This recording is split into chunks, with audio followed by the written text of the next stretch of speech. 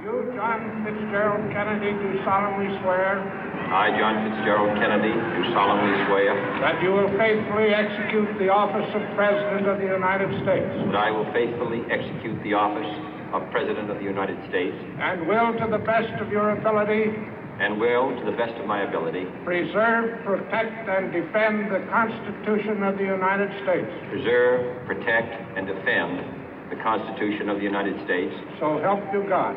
So help me God.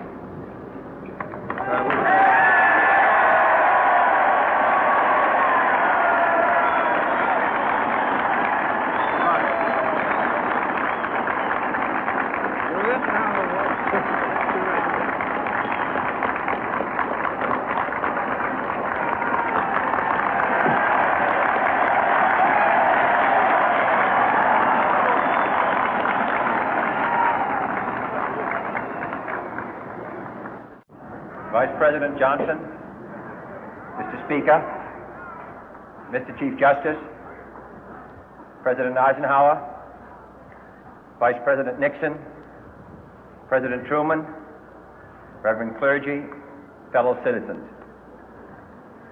We observe today not a victory of party, but a celebration of freedom, symbolizing an end as well as a beginning, signifying renewal as well as change.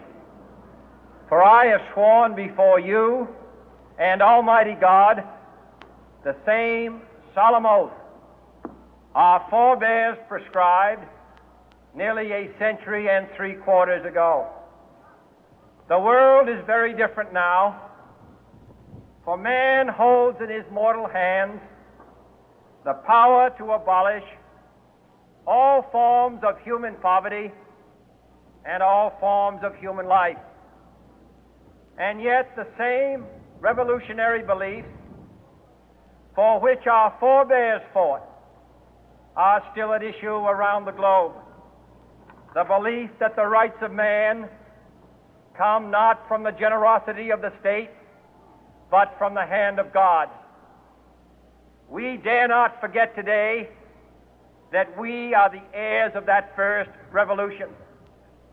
Let the word go forth from this time and place to friend and foe alike that the torch has been passed to a new generation of Americans born in this century, tempered by war, disciplined by a hard and bitter peace, proud of our ancient heritage, and unwilling to witness or permit the slow undoing of those human rights to which this nation has always been committed and to which we are committed today at home and around the world.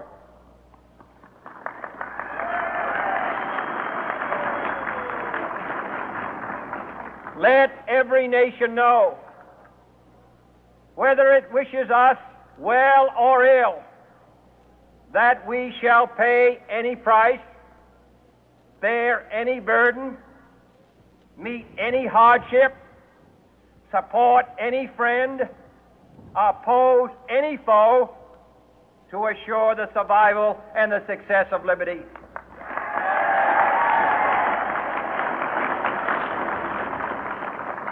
This much we pledge and more. To those old allies whose cultural and spiritual origins we share, we pledge the loyalty of faithful friends. United, there is little we cannot do in a host of cooperative ventures. Divided, there is little we can do, for we dare not meet a powerful challenge at odds and split asunder. To those new states whom we welcome to the ranks of the free, we pledge our word that one form of colonial control shall not have passed away, merely to be replaced by a far more iron tyranny. We shall not always expect to find them supporting our view, but we shall always hope to find them strongly supporting their own freedom, and to remember that in the past, those who foolishly sought power by riding the back of the tiger ended up inside.